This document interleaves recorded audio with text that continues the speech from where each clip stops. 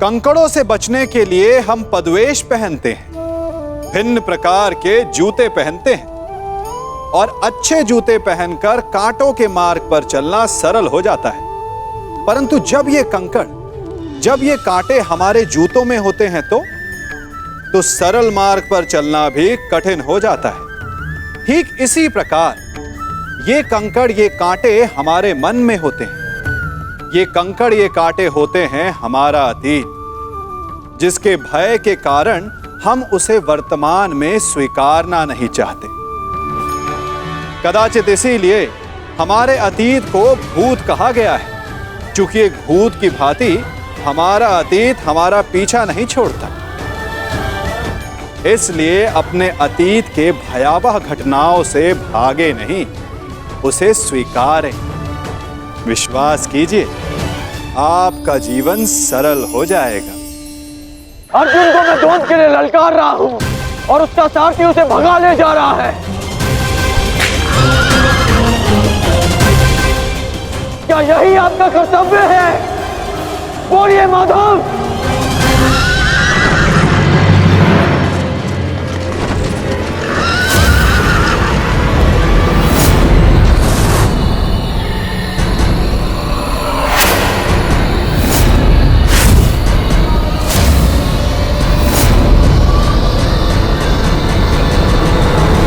मेरे प्रश्नों का उत्तर दीजिए माधव। चयन पर सबका अधिकार है अंगराज। तुमने प्रश्न करने के अधिकार का चयन किया और मैंने उत्तर ना देने का। कर्तव्य, कर्म और धर्म स्थापना में हर कोई अपना अपना पात्र निभा रहे हैं कर्ण। तुमने अपना कर्तव्य चयन किया और मैंने अपना। क्या इस युद्ध के मध्य में मैंने तुमसे कभी पूछा कि न्याय क्या है?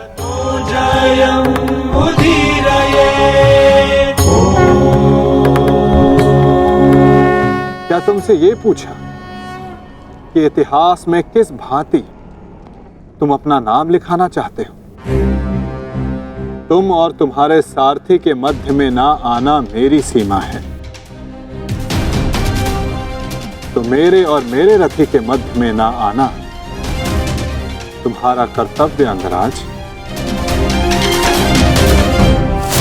नहीं माधव, मैं आपको नहीं जाने दूंगा।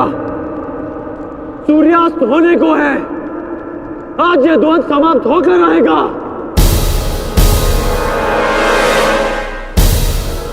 तो ठीक है अंगराज,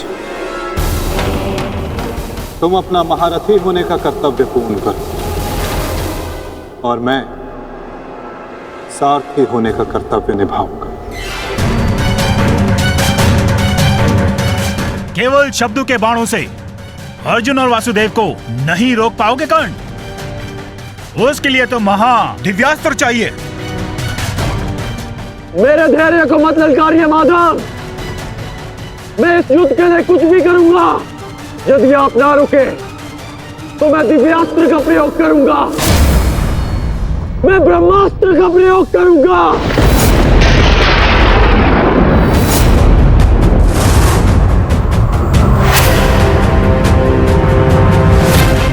पराजय ने तो तुम्हारी बुद्धि तक हर ली अंगराज। ब्रह्मास्त्र का ज्ञान अर्जुन भी जानता है। यदि दो ब्रह्मास्त्र एक साथ टकराए तो इस युद्ध का ही नहीं, संपूर्ण सृष्टि का सर्वनाश हो जाएगा।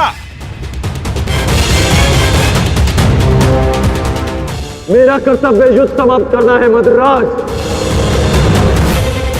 सृष्टि की चिंता नारायण जाने।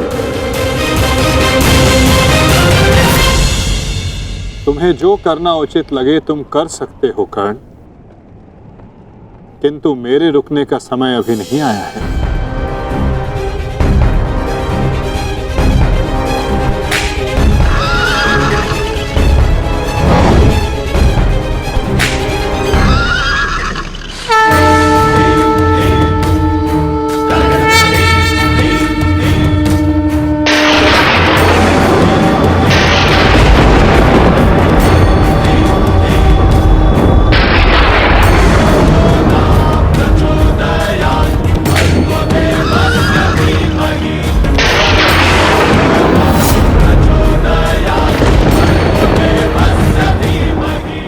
नहीं पार्थ।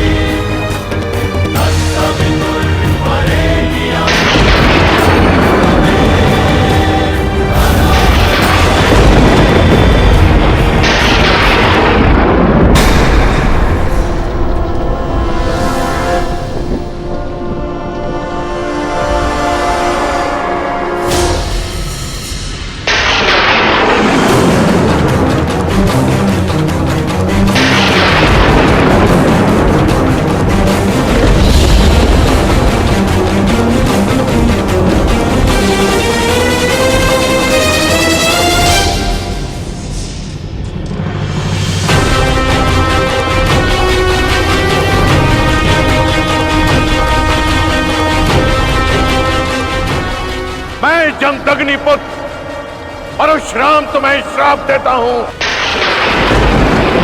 कि मेरे द्वारा दिए गए दिव्यास्त्रों का तुम उपयोग नहीं कर पाओगे। जिस समय तुम्हें इन दिव्यास्त्रों की सबसे अधिक आवश्यकता होगी, उस समय तुम इसके अनुसंधान की विधि भूल जाओगे।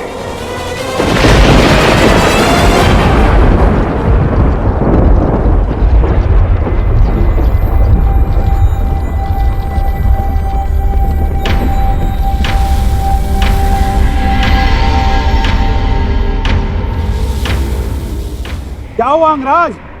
प्रहार करो। ये प्रहार मेरे लिए प्रतिबंधित है मद्रराज। रथ को आगे ले चलिए। बस कीजिए माता, अब सहन नहीं होता। सहना है भी नहीं पार्थ।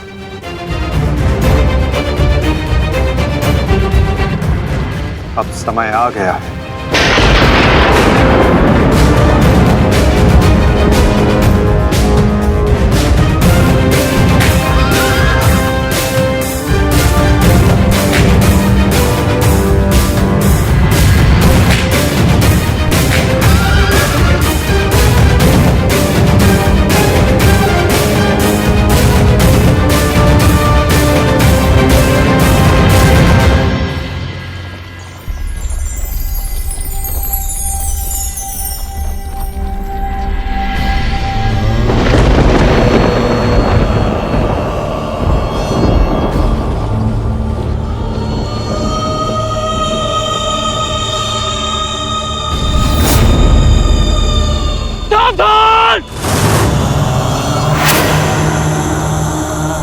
किस प्रकार तुमने कीचड़ में फंसे हुए मेरे असहाय बछड़े को मारा है, उसी प्रकार तुम भी एक दिन पृथ्वी पे असहाय गिरे रहोगे।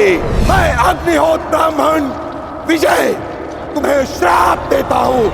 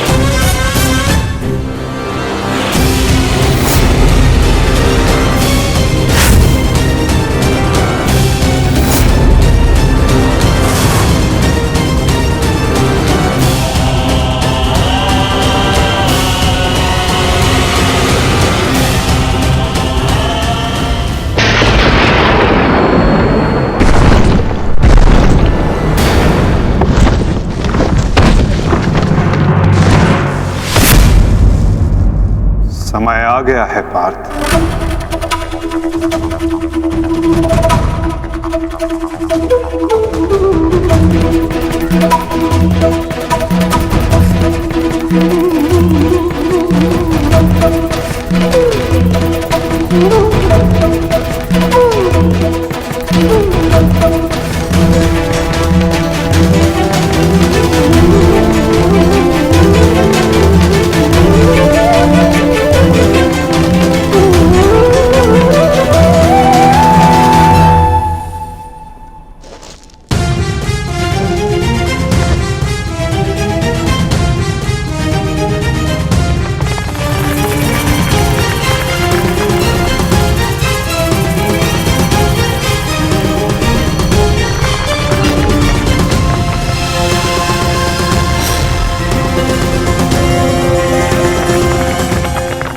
महाराज, चक्र निकालने में मेरी सहायता कीजिए। तुम भूल रहे हो अंगराज, मैं मद्राज हूं। ये राज्य मुझे जन्म और प्रताप से मिला है, किसी के दान से नहीं। भले ही मैं तुम्हारा साथी हूं, परंतु परिचालक नहीं। तुम सूत पुत्र हो, तुम स्वयं अपने रथ का चक्र निकालो।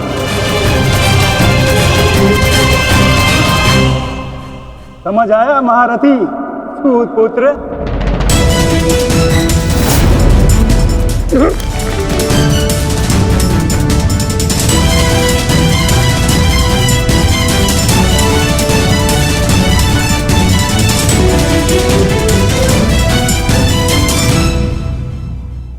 अंगराज को युद्ध का आवाहन दो पार्थ।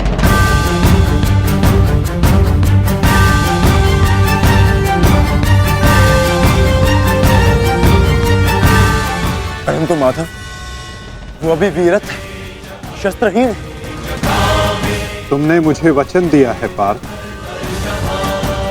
कि तुम अपने सारथी की हर आज्ञा का पालन करोगे। आज तुम मुझे आज्ञा मत देना पार्थ, अपितु आज तुम मेरी प्रत्येक आज्ञा का पालन करना। जो आज्ञा माधव। अंगराज को युद्ध का आवाहन दो पार्थ।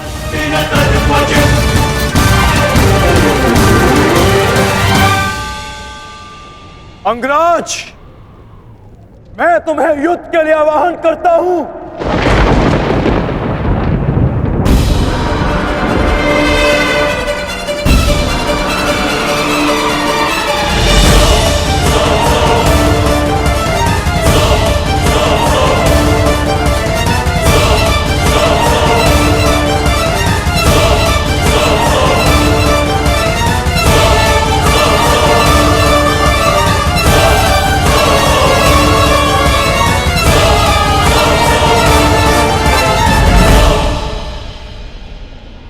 हर दिशा में फैल जाओ, रथ के चक्रों के चिन्ह का पीछा करो। हमें शीघ्र ही अर्जुन तक पहुंचना है। सारथी, आगे बढ़ो।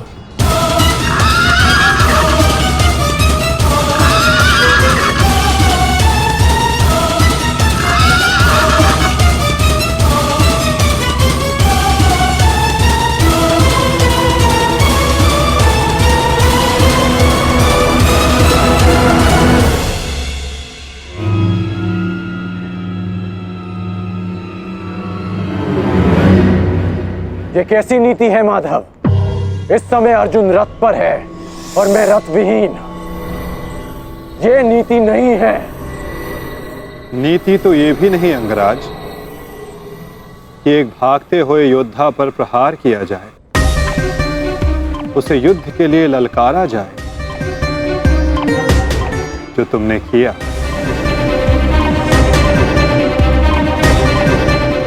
आप कह रहे हैं तो उचित ही होगा माधव, परंतु युद्ध से पूर्व मुझे अपने रथ का चक्र निकालने दीजिए।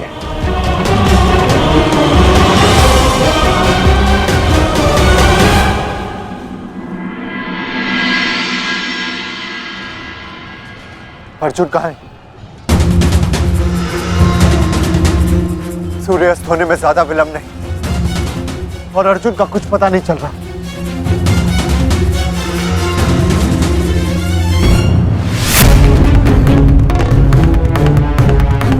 माधव रथ को उस ओर ले गए थे, हमें उस तरफ चलना चाहिए। सारथी, आगे बढ़ो। सारथी, शीघ्रता करो, उस ओर चलो।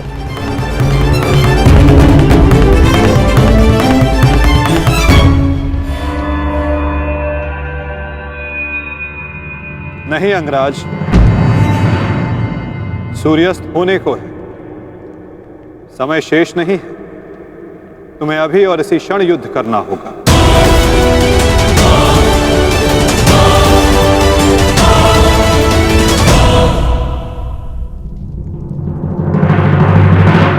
आपने हमारे ज्येष्ठ का सत्य हमसे क्यों छुपाए रखा? बताइए माता।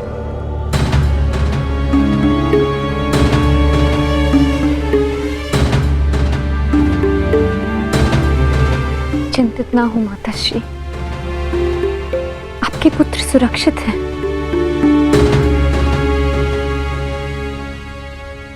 कौन सा पुत्र द्रौपदी?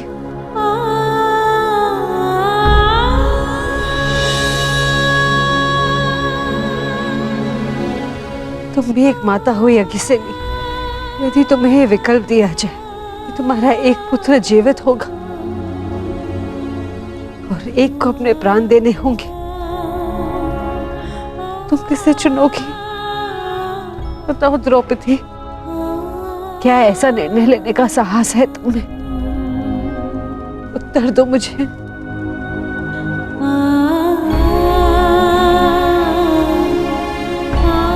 अपनी किशोरावस्था में की गई भूल के कारण मुझे अपना समस्त जीवन इस रहस्य के साथ व्यतीत करना पड़ा। मैं अपनी इस भूल का पश्चाताप अपने पूरे जीवन में नहीं कर पाऊंगी।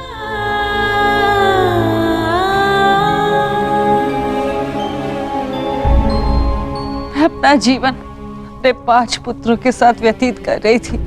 एक माँ होने का पूरा कर्तव्य निभाया मैंने, किंतु मेरा एक पुत्र जिसे ना पिता का नाम मिला ना माता का स्नेह, वो अपने समस्त जीवन में एक पुत्र होने के समस्त सुखों से वंचित रहा। और मैं एक अभागन माता उसके लिए कुछ नहीं कर पाई। कर्ण के साथ जो मैंने अन्याय किया उसके लिए मैं स्वयं को कभी क्षमा नहीं कर पाऊंगी। बताओ मुझे, भला एक माँ अपने किसी पुत्र की मृत्यु का चुनाव कैसे करे? किसकी दीर्घायु के लिए प्रार्थना करूं? यदि एक के जीवन के लिए प्रार्थना करती हूँ तो उसका अर्थ ये होगा कि दूसरे पुत्र की मृत्यु के लिए प्रार्थना करना। किसके लिए प्रार्थना करूं? उस पुत्र के लिए जो सदैव मुझसे दूर रहा है, जिसे कभी अपने वास्तविक माता पिता का स्नेह नहीं मिला, या उस पुत्र के लिए जो सदैव हमेशा मेरे साथ रहा है, इसका पालन पोषण मैंने अपने हाथों से किया है। बताओ द्रौपदी, मैं किसके लिए प्रार्थना करूं? किसके लिए?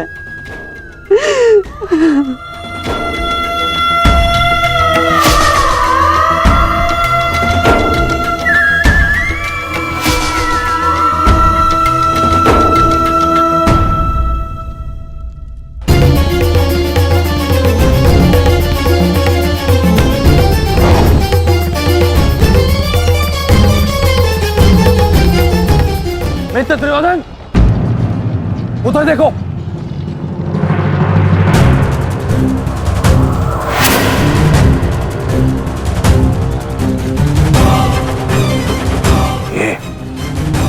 ये पांडव एक साथ उसी ओर जा रहे हैं जिस ओर मित्र कर्ण गया है, अर्जुन के पीछे। अवश्य कोई योजना है, अवश्य कोई योजना है। मुझे कर्ण की सहायता के लिए उसके पास जाना होगा। अश्वत्थामा, मित्र, तुम्हें क्या लगता है इसमें पांडवों की क्या मंशा है?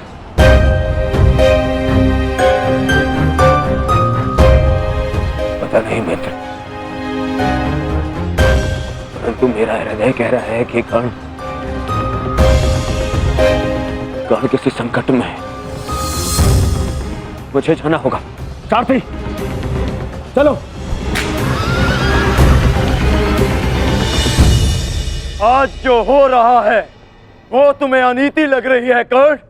स्मरण करो, जो तुम सबने मेरे पुत्र अभिमन्यु के साथ किया, क्या वो नीति थी?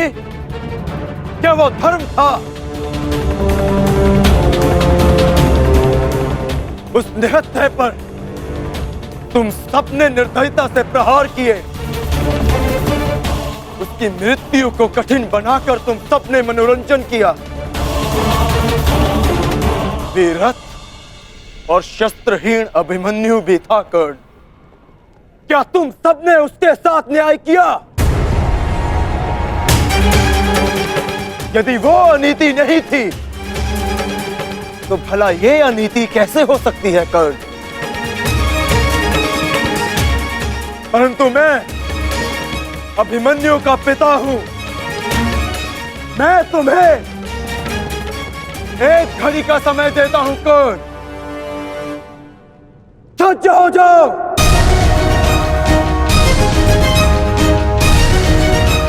भद्रराज, मुझे मेरा विजय धनुष दीजिए। जब तक मेरे गुरु का विजय धनुष मेरे हाथ में है, कोई मुझे परास्त नहीं कर सकता। शीघ्र कीजिए।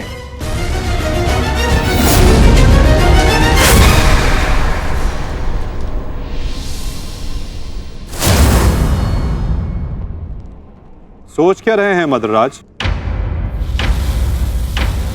क्या एक सारथी की भांति आप आज्ञा का पालन करेंगे, या नकुल और सहदेव के मामा होने के नाते विश्वासघात?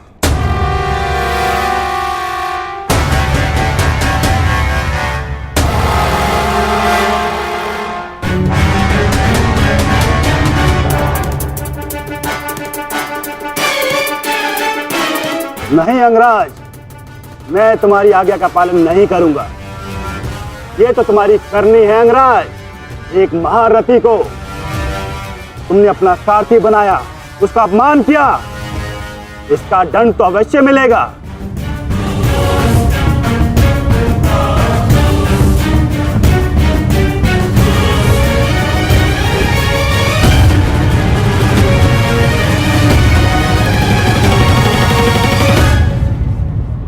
मैं अपने रथ का चक्र निकाल रहा हूं। यदि पीठ पे वार करना चाहते हो तो करो अर्जुन।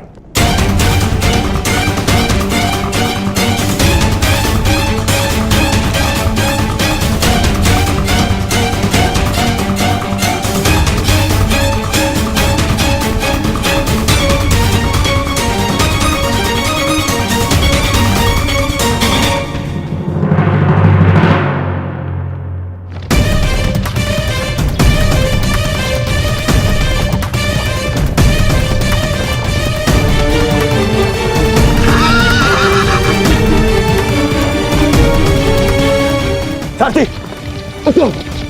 पांडवों का रथ उसी ओर जा रहा है। चलो।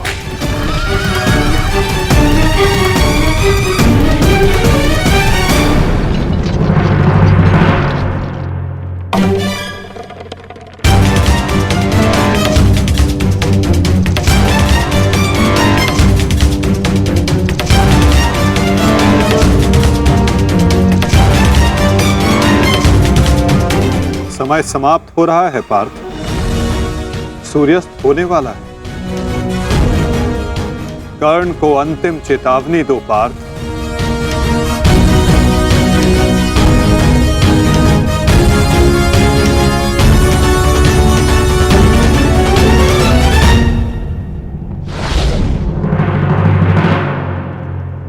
मैं तुम्हें अंतिम चेतावनी देता हूं कर्ण।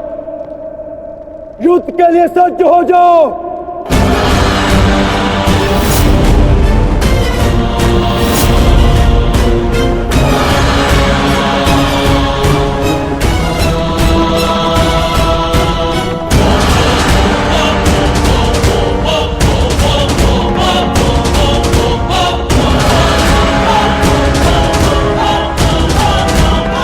भद्रराज, मुझे मेरा विजय धनुष दीजिए।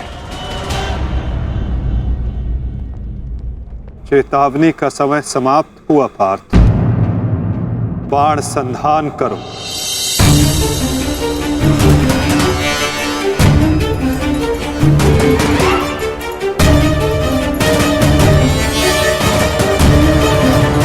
प्रहार कीजिए अंगराज। मैं निशस्त्र पर प्रहार नहीं करता सत्यसेन। इससे योद्धा की कायरता सिद्ध होती है।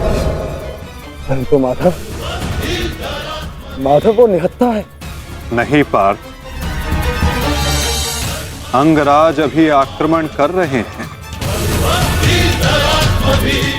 अपनी दृष्टि से अनेकों बाण बरसा रहे हैं। यदि अंगराज के हाथों में विजय धनुष आ गया तो तुम कुछ नहीं कर पाओगे पार्थ। अंगराज को परास्त करना असंभव हो जाएगा।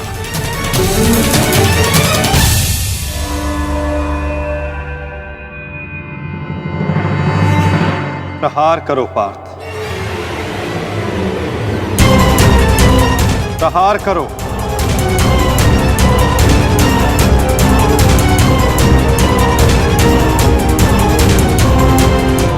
अपने मार्गदर्शक की आज्ञा का पालन करो पार्थ। अभिमन्यु की पीड़ा को स्मरण करो।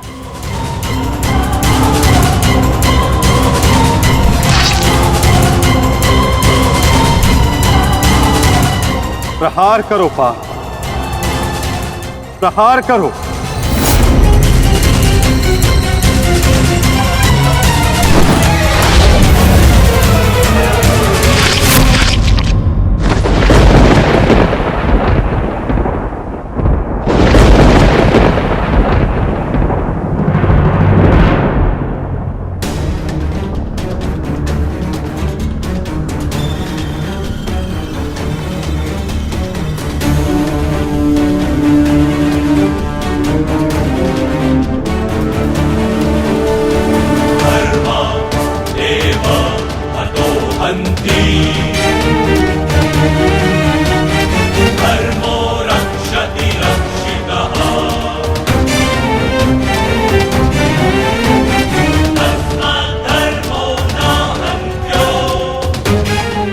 क्या है माधव?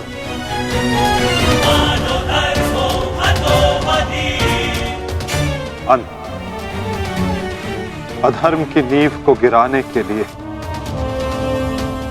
भवन के सुंदर कंगूरे का भी अंत करना पड़ता है।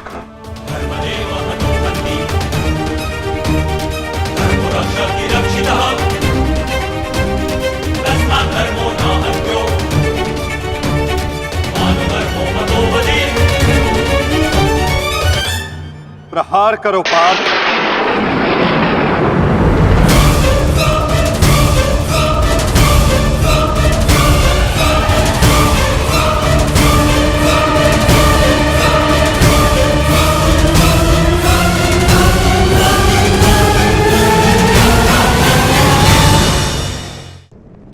प्रहार करो पार्थ।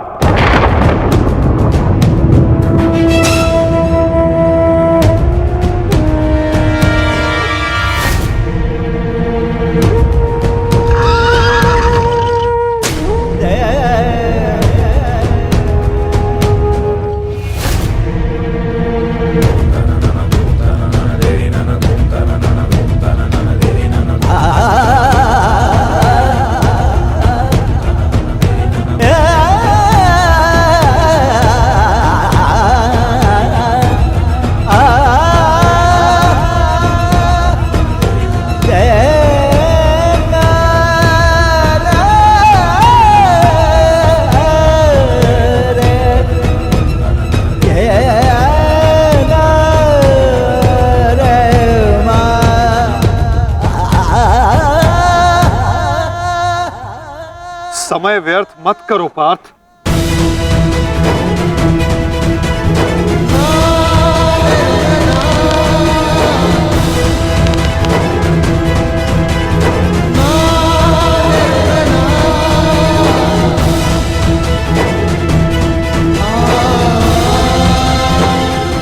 प्रहार करो।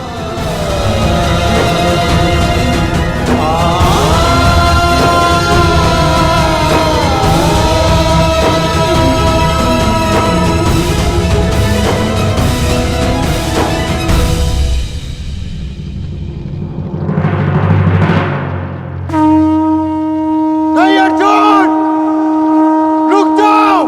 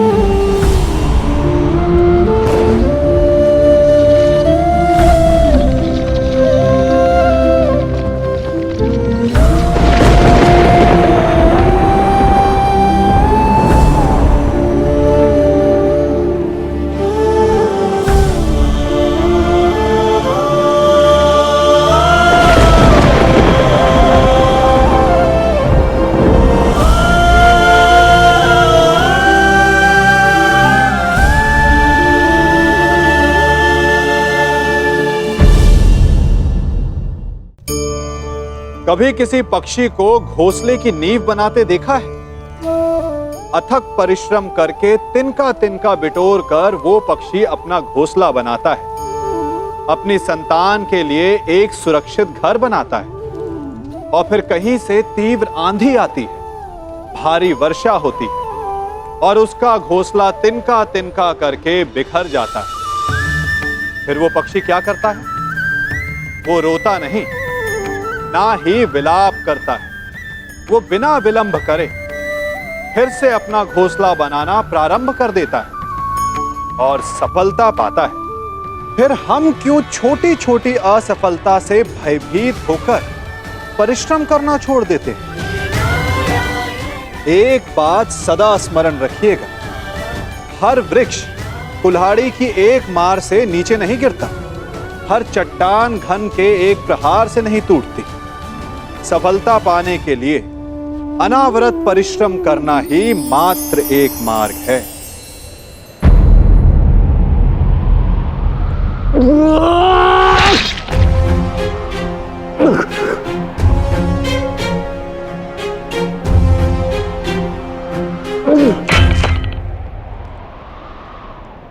तो क्या ये आपका न्याय है? क्या इसीलिए आप मुझे मोरपंख हो जाने के लिए कह रहे थे?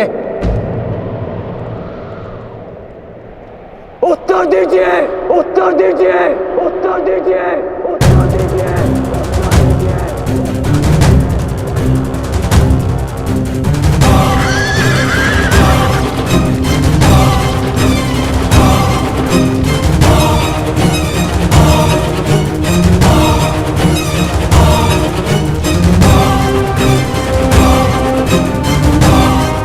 उत्तर दीजिए माधव।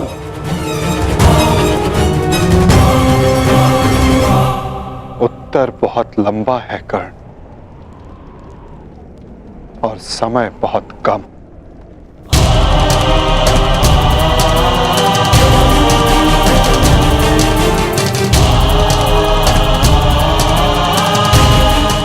परंतु अपने मित्र के प्रश्नों का उत्तर मैं अवश्य दूंगा।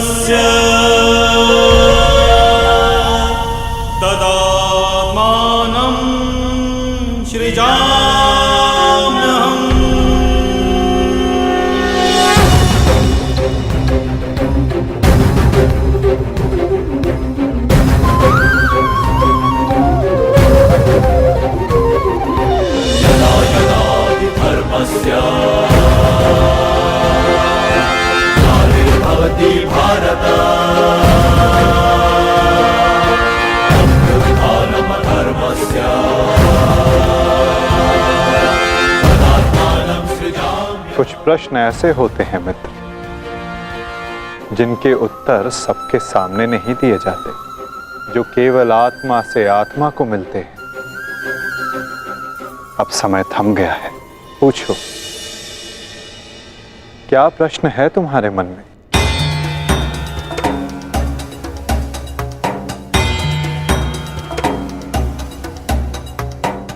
आप तो सारथी हैं ना,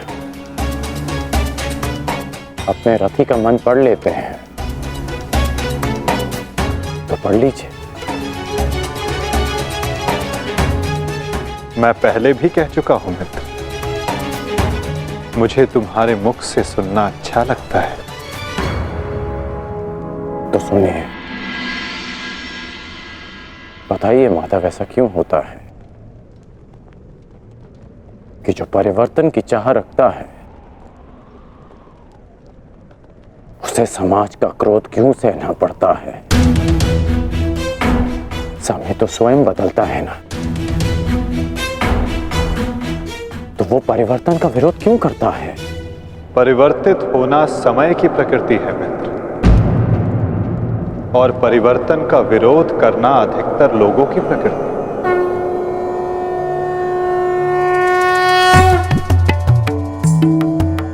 परिवर्तन के कारण मनुष्य को अस्थिर होना पड़ता है, और यही अस्थिरता मनुष्य को पीड़ा देती है मित्र।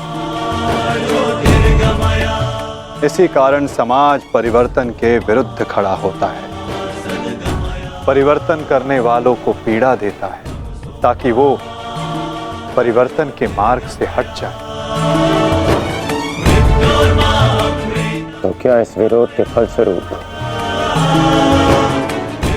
समाज को अधिकार है कि वो एक अबोध की हत्या करे? क्या दोष था मेरे भाई शौनक?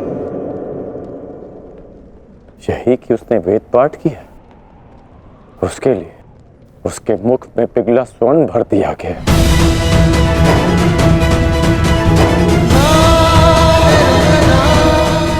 क्या कोई विद्या सीखना दोष है माधव? आप ही कहते हैं ना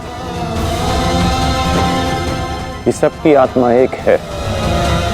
यदि ऐसा है माधव, तो शरीर को जाति के बंदरों में क्यों बांधा जाता है? क्यों गुरु द्रोण ने मुझे जाति के नाम पर शिक्षा नहीं दी? मैं केवल और केवल राजकुमारों को ही शिक्षा देता हूँ। विश्व के इतने घातक अस्त्र होने के पश्चात भी रंगभूमि में क्यों मुझे प्रदर्शन करने से रोका गया? तुम्हें द्वंद्व की अनुमति कदापि नहीं मिल सकती। अर्जुन कुरुवंशी है, अर्जुन क्षत्रिय है, अर्जुन राजकुमार है, और तुम केवल एक सूत पुत्र हो। सूत पुत्र। क्यों हर बार मेरे कौशल को सूत पुत्र कहकर दबा दिया जाता है?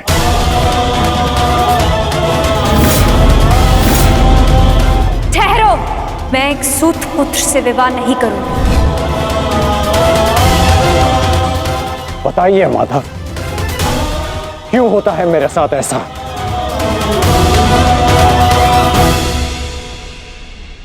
चूंकि तुम विशेष थे कर्ण, चूंकि भाग्य ने तुम्हें परिवर्तन के युद्ध का योद्धा चुना, और जो विशेष होते हैं उनकी परीक्षाएं भी विशेष होती हैं। जो अग्नि बुझाने का प्रयत्न करते हैं उनके हाथ भी जलते हैं मित्र। तपाया स्वर्ण को जाता है ताकि वो कुंदन बन सके, ना कि ताम्र या लौह को।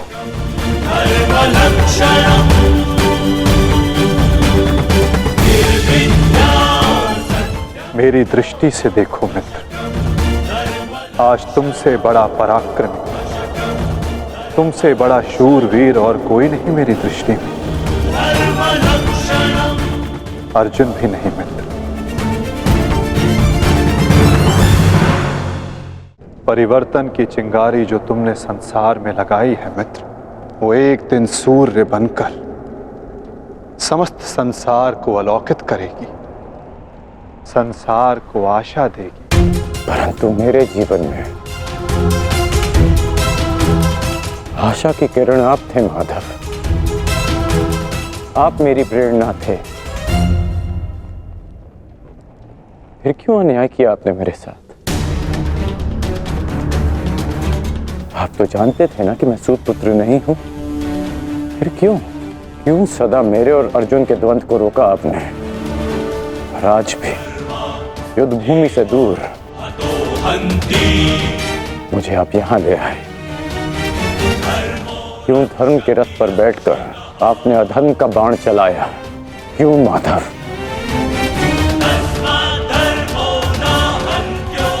यदि आपको मेरे प्राण चाहिए थे तो सीधे कह देते माधव।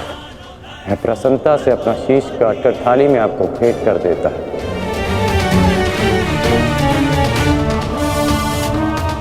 क्यों ये छल किया आपने? जब मैं रथ विहीन था तो क्यों मुझ पर प्रहार करवाया? क्या ये धर्म स्थापना है?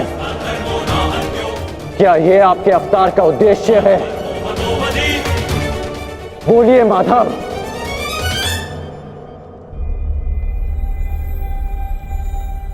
आप उत्तर क्यों नहीं दे रहे हैं? अर्जुन से पूर्व मैं आपका रथी था, आप मेरे सारथी थे, और आप ही कहते हैं ना कि सारथी रथी का मन पढ़ लेता है। तो आज क्या हुआ? आपको मेरे प्रश्न पता है, फिर उसके उत्तर क्यों नहीं दे रहे हैं आप? बोलिए।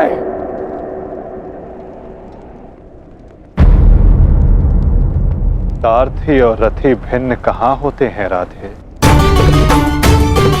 वो दोनों तो एक अंग होते हैं। जब एक सारथी अपने रथी के मन में उठने वाले प्रश्नों को समझ जाता है, तो क्या रथी को अपने प्रश्नों का उत्तर अभी तक नहीं मिला? मैं परशुराम तुम्हें श्राप देता हूं। जिस समय तुम्हें इन दिव्यास्त्रों की सबसे अधिक आवश्यकता होगी, उस समय तुम इसके अनुसंधान की विधि भूल जाओगे। ब्रह्मास्त्र का आवाहन भूलने पर भी तुम्हें भान नहीं हुआ मित्र कि ये सब क्या है और क्यों हुआ?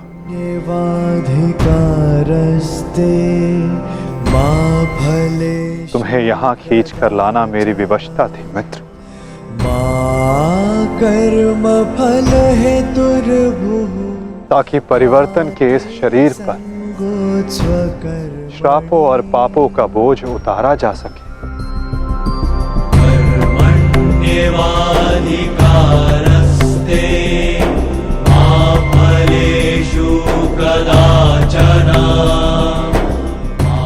तुम्हारे रथ का चक्का पहली बार नहीं फंसा है कर्ण।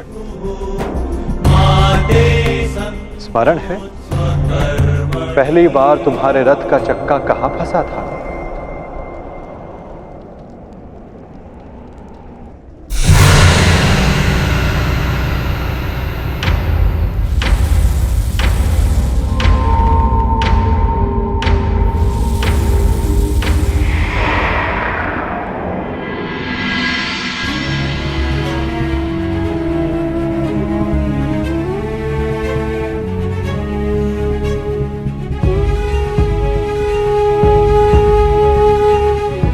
ये स्थान स्मरण है मित्र, स्मरण है कि हम किन परिस्थितियों में पहली बार मिले थे?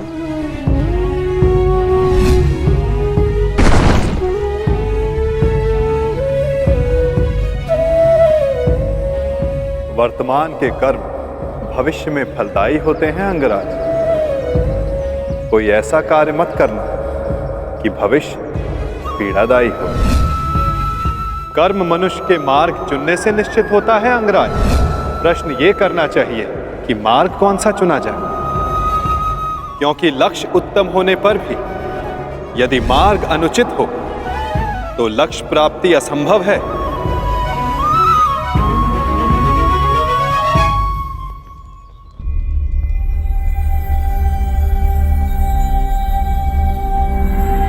स्मरण है मुझे।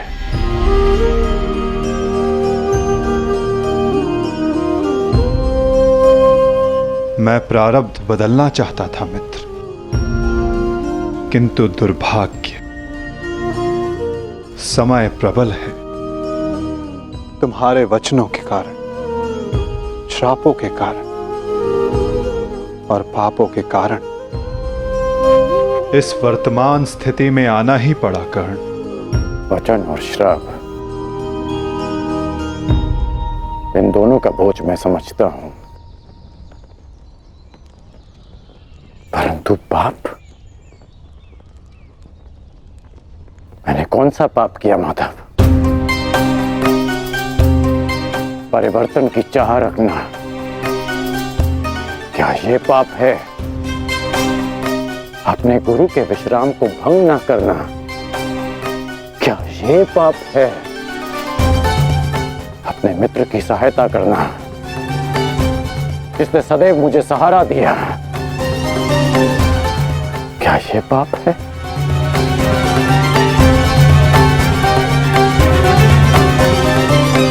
मौन क्यों हैं आप? बताइए। मौन, यही मौन तुम्हारा पाप था मित्र। तुम्हारी चुप्पी तुम्हारा अपराध था। पांचाली के वस्त्र हरण पर तुम्हारे शस्त्रों का मौन रहना अपराध था मित्र। होश में आओ दुर्योधन, तुम्हारा प्रतिशोध पूर्ण हुआ, मत करो यह अनर्थ। प्रतिशोध तो अभी आरंभ हुआ है मित्र, और अब इसके मध्य में तुम्हें भी नहीं आने दूंगा।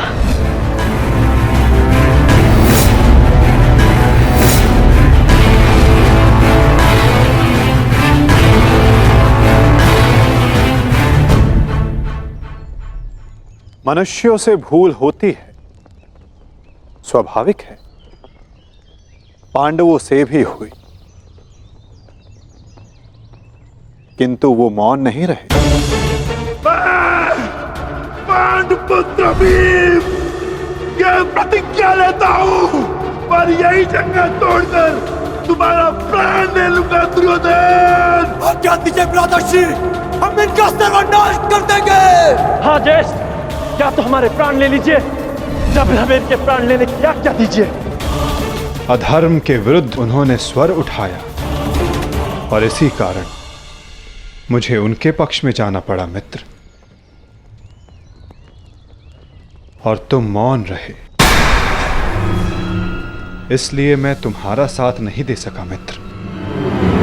संसार को दुष्ट आत्माओं के उपद्रव ने जितनी हानि नहीं पहुंचाई, उससे कहीं अधिक हानि महात्माओं के मौन ने पहुंचाई है मित्र।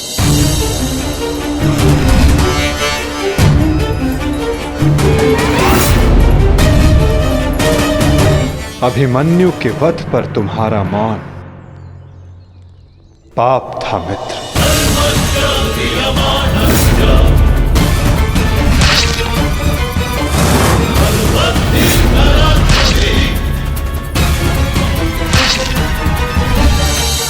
दुर्योधन के हर उठते स्वर पर तुम्हारा दबता स्वर अन्याय था। स्वप्न केवल ऊंचा और शुभ होना महत्वपूर्ण नहीं होता मित्र, उस स्वप्न को पूर्ण करने का मार्ग भी शुभ होना चाहिए। परिवर्तन की चाह में तुम अधर्म का हाथ थाम बैठे मित्र, ये तुम्हारा अपराध था। अपनी प्रतिज्ञा पूर्ण करने के लिए तुम दुर्योधन को मित्रता का वचन दे बैठे मित्र, ये तुम्हारा अपराध था। अमृत पाने की यात्रा तुमने विषधर के कंधों पर बैठकर की मित्र, ये तुम्हारा अपराध था।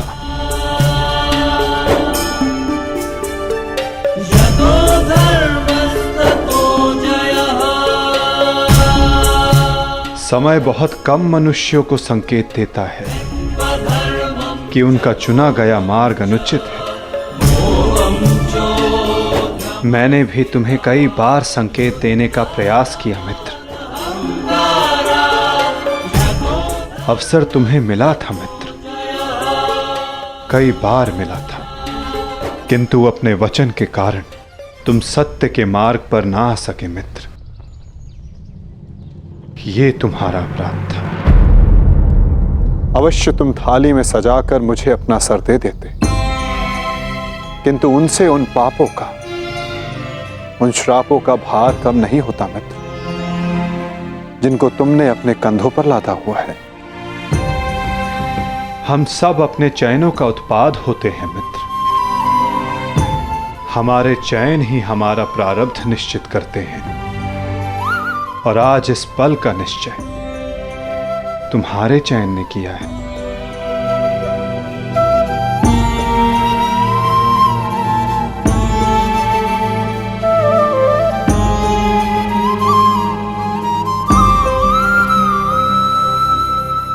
मुझे देखो मित्र,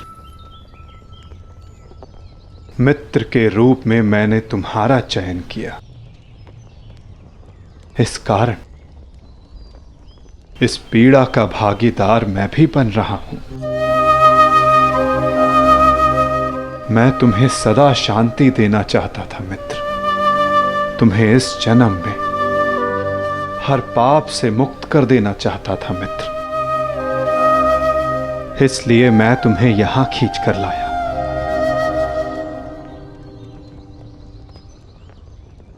मुक्त हो जाओ मित्र, मुक्त हो जाओ कर्ण।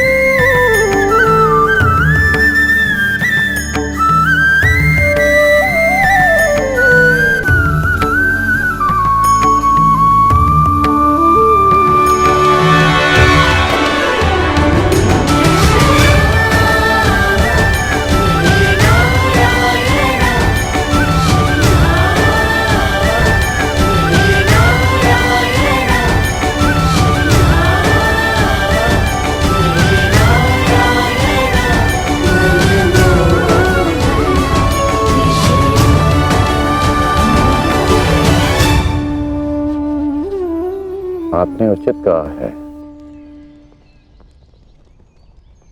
कि हम सब अपने चयन का उत्पाद हैं।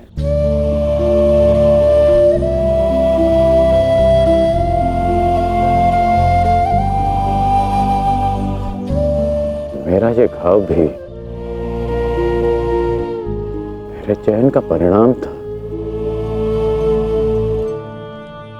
उसे आपने ले लिया माता, परंतु ये अवश्य किसी और के हिस्से में पीड़ा गई होगी।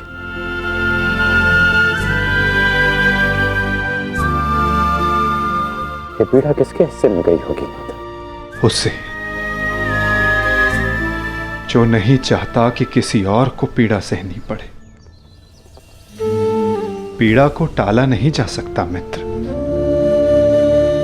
किंतु बांटा अवश्य जा सकता है। एक मित्र ही मित्र की पीड़ा बांटता है।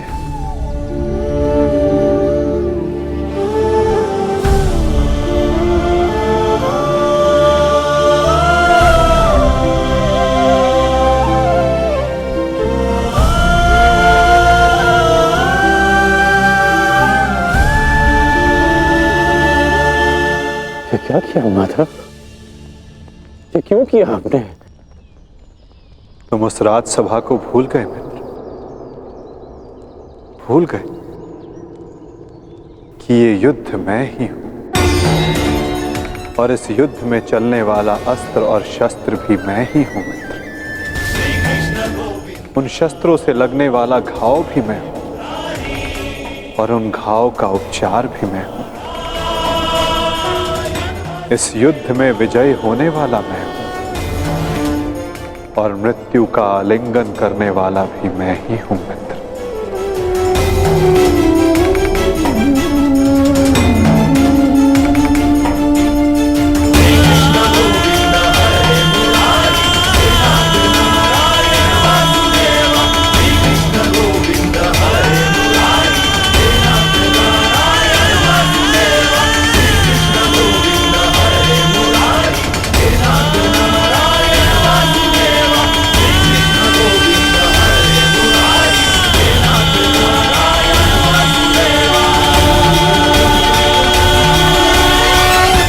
हम दोनों मित्र हैं।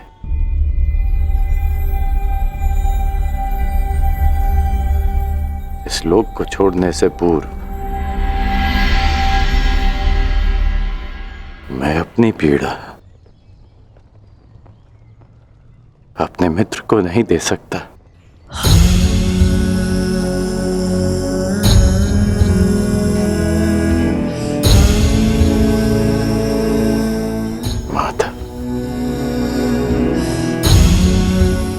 मेरे मेरे जीवन रथ को अंतिम लक्ष्य पर ले चलिए। ले चलिए माता। मैं प्रसन्न हुआ मित्र। एक समय था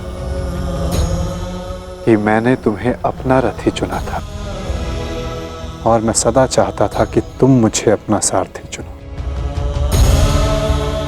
अंतिम क्षणों में ही सही, किंतु आज तुमने मुझे अपना सारथी चुना मित्र। आओ मित्र, तुम्हें तुम्हारे लक्ष्य पर ले चलता हूं। सूर्यास्त होने से पूर्व तुम्हें वहां पहुंचना है और विश्राम करना है मित्र।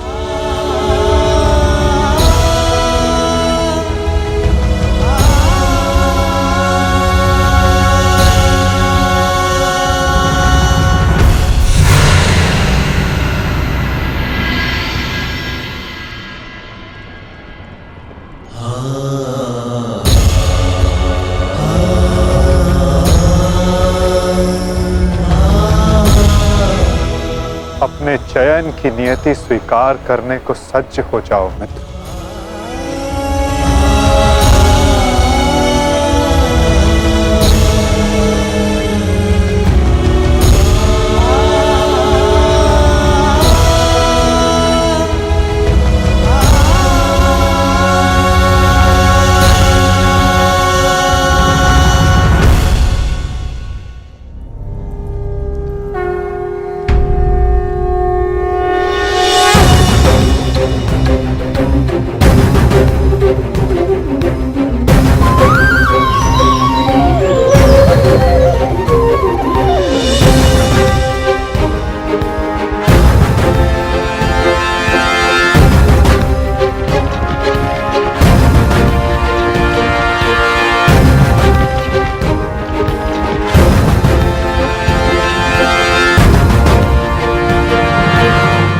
मुक्त करो अंगराज को पार्थ।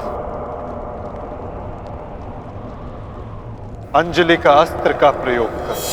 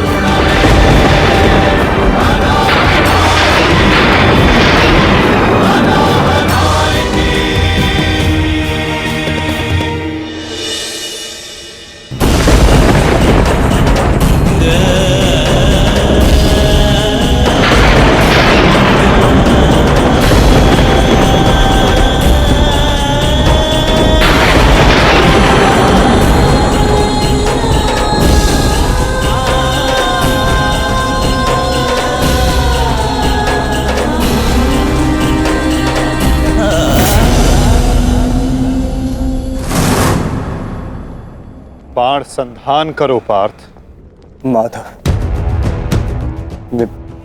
मेरे हाथ कांप रहे हैं। नहीं पार्थ, तुम पाप नहीं कर रहे, पुण्य कर रहे हो। तुम एक सदात्मा को उसके भार से मुक्त कर रहे हो।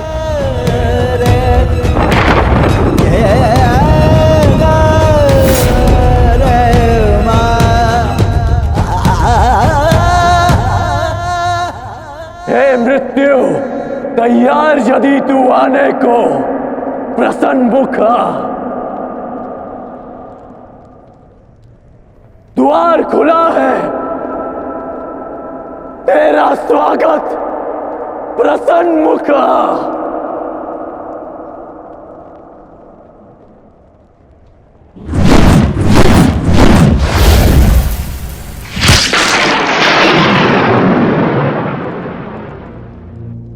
है मृत्यु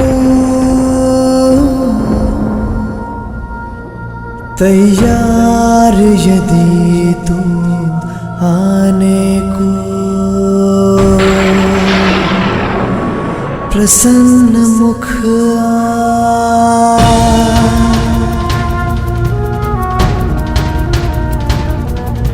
द्वार खुला है, तेरा स्वागत वीर खड़ा द्वारे अभयागत। द्वार खुला है, तेरा स्वागत वीर खड़ा द्वारे अभयागत।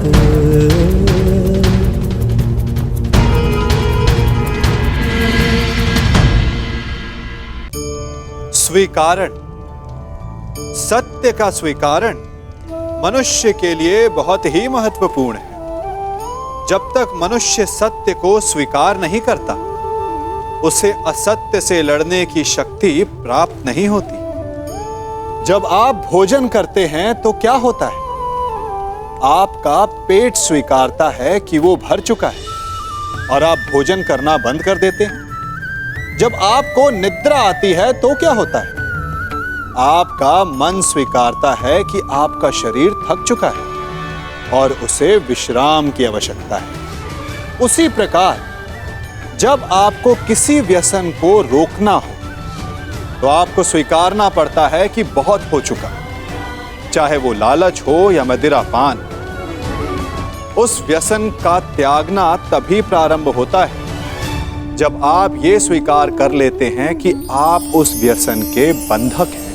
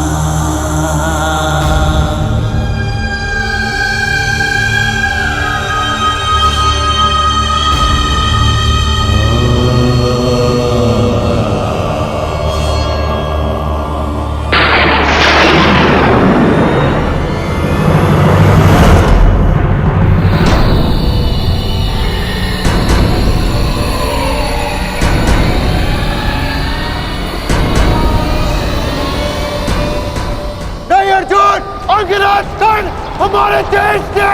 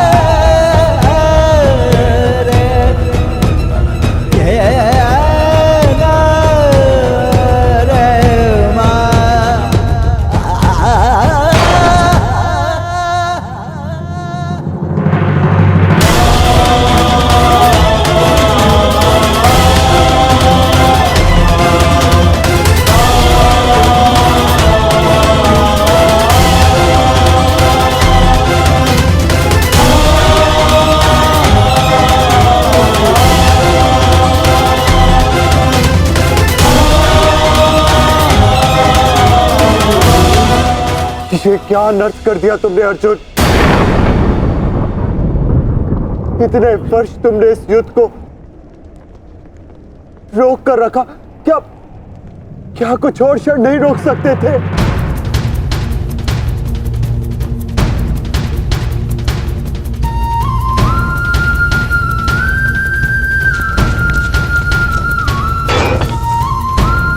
ज्येष्ठ,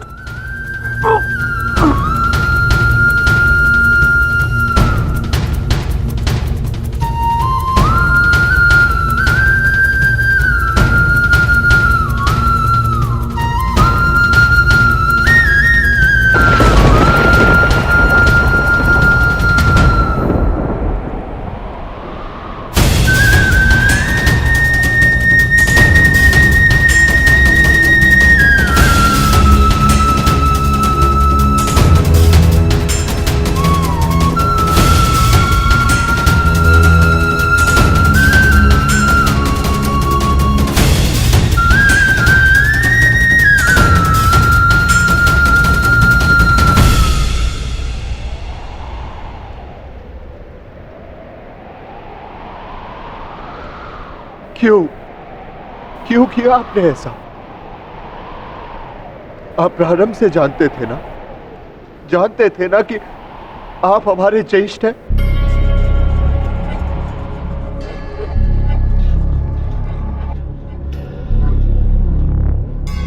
इसीलिए कभी मुझे, कभी भीम को, कभी नकुल सहदेव और कभी अभिमन्यु को आप जीवित छोड़ते रहे।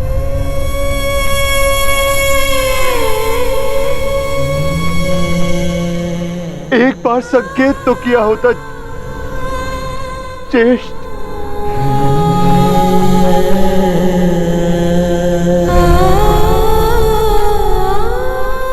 क्यों ज्येष्ठ, क्यों नहीं रुका? आपने उस हर पल मुझे, जब मैंने आपके जन्म पर प्रश्न किए, क्यों नहीं आपने अपने बाणों से मेरा मुंह सील दिया? क्यों ज्येष्ठ?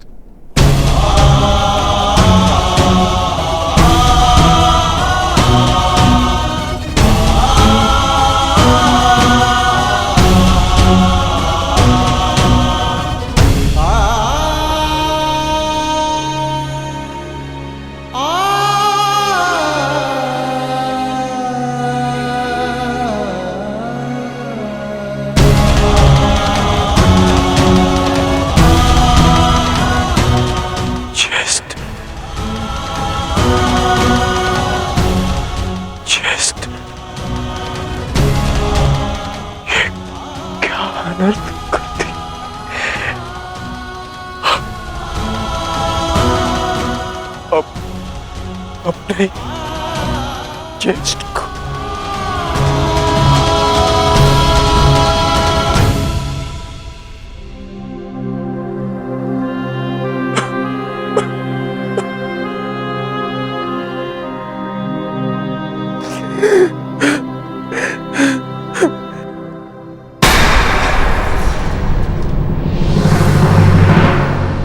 माधव को निहत्था है।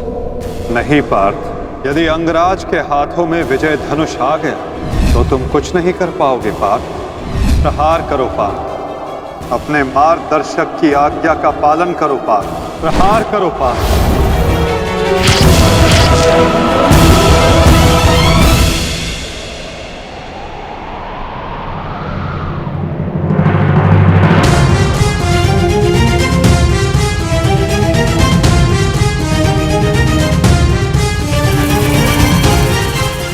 मुक्त करो अंगराज को पार्थ। अंजलि का अस्त्र का प्रयोग करो। माधव, मेरे हाथ कांप रहे हैं।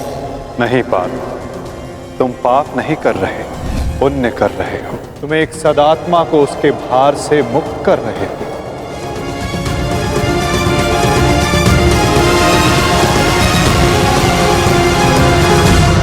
आप तो जानते थे ना, कदाचित सबसे पहले ये सत्य आप जानते थे।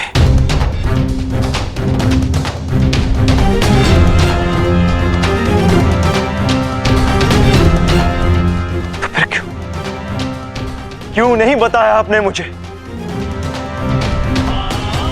क्यों ये प्रारब्ध चुनने के लिए विवश किया आपने? क्यों मेरे मस्तक पर अपने ही ज्येष्ठ के हत्यारे होने का कलंक लगवा दिया आपने? क्यों?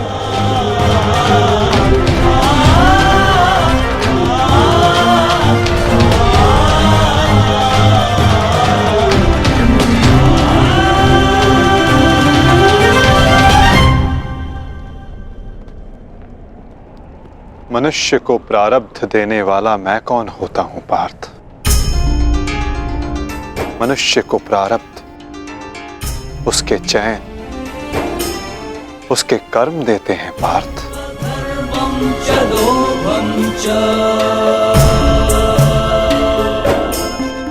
बीज में स्वस्थ मीठे फल लगेंगे या उस बीज को सूख जाना होगा, इसका चयन बीज स्वयं करता है पार्थ,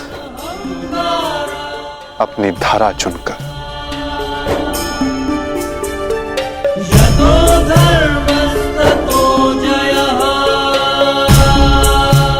तुमने धर्म का साथ देना चुना पार्थ,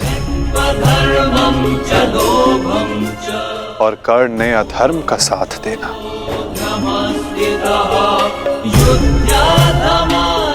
मैं क्या करता?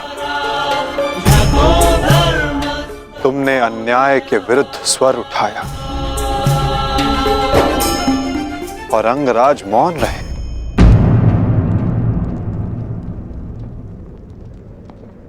मैं क्या करता पार्थ?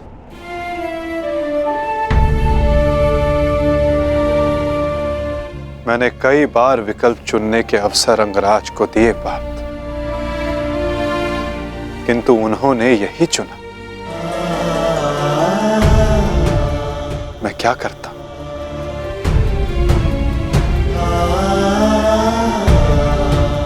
मैंने तुम्हें पहले कहा था ना पार्थ कि इस महायुद्ध में अब भी बहुत आहूतियां डलनी शेष है।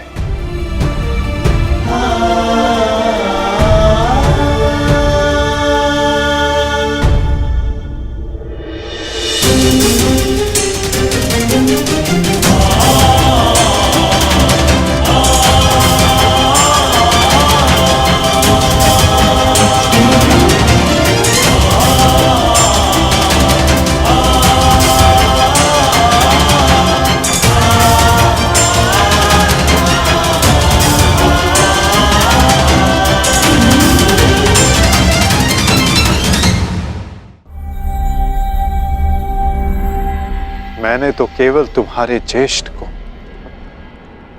उनकी पीड़ा, उनके भार से मुक्त किया है पार्थ।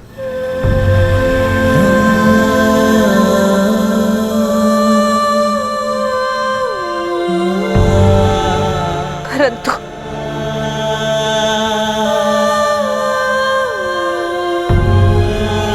मैं पुत्र हत्या के बोझ से कभी मुक्त नहीं हो पाऊंगी।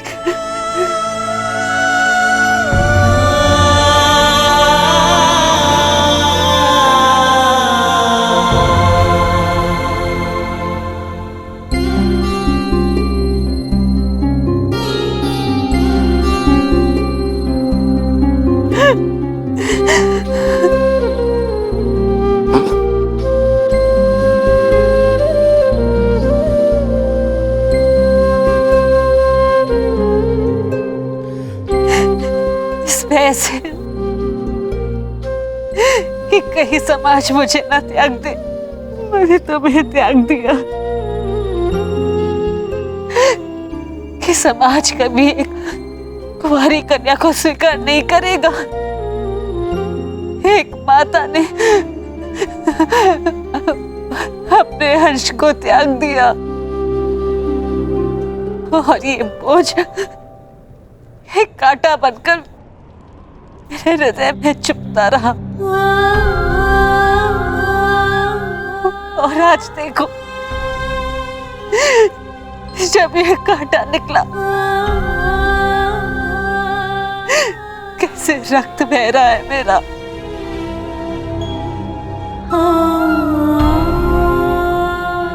वैसे तो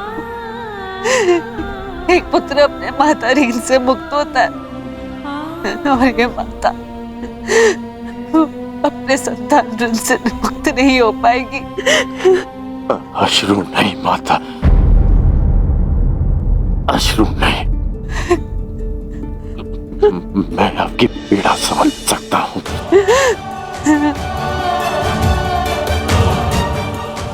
मैं संसार से, आपसे, अपने आप से बहुत क्रोधित था,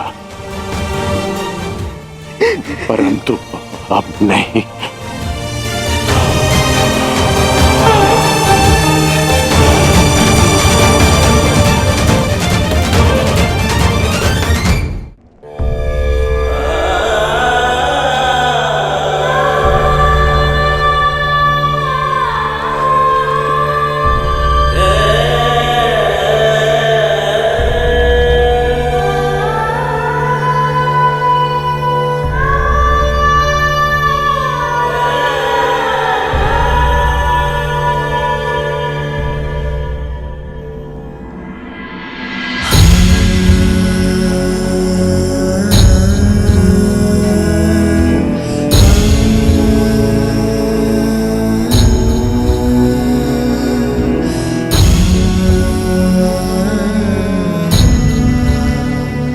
मैंने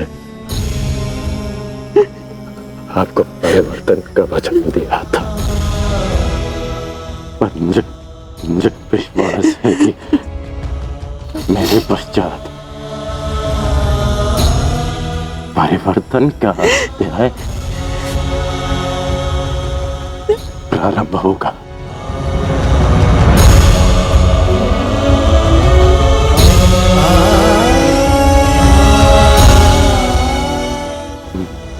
मैं आपका ऋणी हूँ।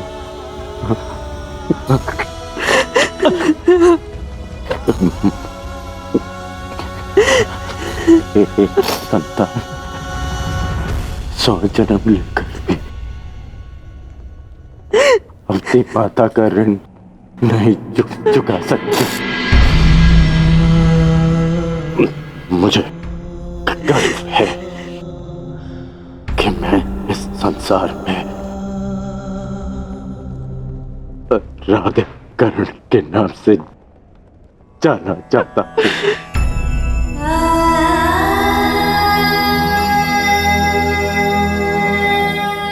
माँ, मुझे विश्वास है कि मैं संसार में सदा राधे कर्ण के नाम से ही जाना चाहूंगा।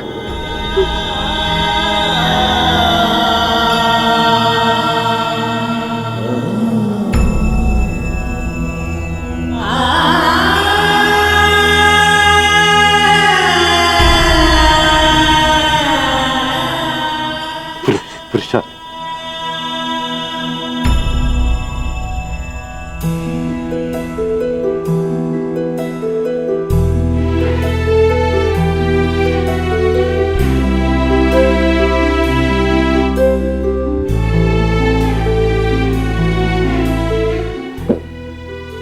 मुझे क्षमा करना। सदा मैंने तुम्हारा साथ देने का वचन दिया है और तुम्हारा साथ नहीं दे पाता। स्मरण है हम पहली बार रथ के पास ही मिले थे, अंतिम बार भी रथ की छाया में ही है। अपनी अंतिम यात्रा पर निकल रहा। इस बार तुम्हें सारथी नहीं बना पाऊंगा।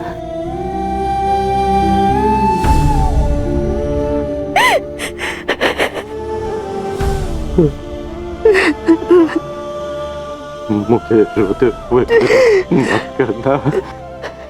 नहीं रोएगी वृषाली, अब तुम्हारे सारथी के रूप में सदा तुम्हारे साथ रहेगी। तुम एक शरीर नहीं हो कर्ण, एक सोच हो, और एक सोच कभी नहीं मरती।